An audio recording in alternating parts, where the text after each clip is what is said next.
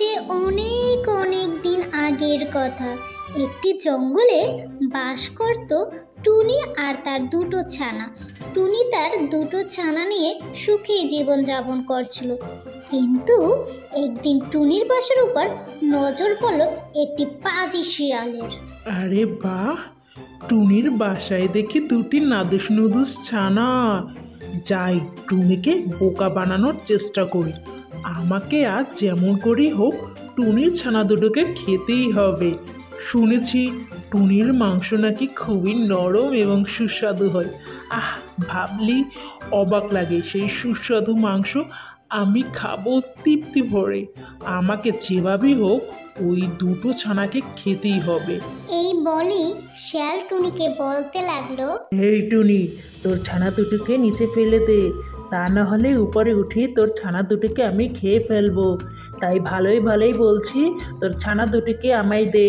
আমাকে বোকা ভেবো না দুষ্ট শিয়াল, আমি জানি তুমি গাছে উঠতে পারবে না।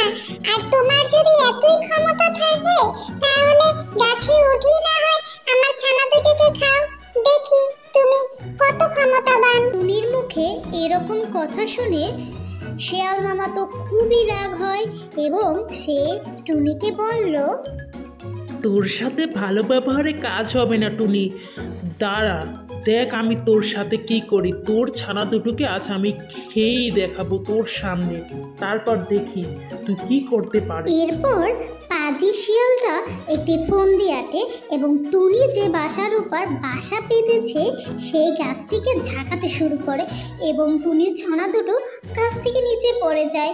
আর ওই পাজি শিয়াল টুনির ফুটফুটে বাচ্চা দুটোকে টুনির চোখের সামনে খেয়ে ফেলে। টুনি বেচারি কিছুই করতে পারে না। এরপর শিয়ালটি তার আস্তানায় চলে যায়। এদিকে টুনি তার প্রতিবেশী বুলবুলির কাছে যায় এবং বুলবুলিকে সব কথা খুলে বলে। টুনি, মন খারাপ করো না, তুমি ওই শিয়ালকে উচিত শিক্ষা দাও। কিছু কি ভেবেছো? আমি ওই শিয়ালকে চাকু দিয়ে ওর পেট ফুটো করে দেব, তাহলেই ওর উচিত জবাব পাবে ও। আরে টুনি, তুমি কি বোকা হয়েছো? তুমি যদি শিয়ালের কাছে যাও তাহলে তো শিয়াল তোমার ছানার মতো তোমাকেও খেয়ে ফেলবে।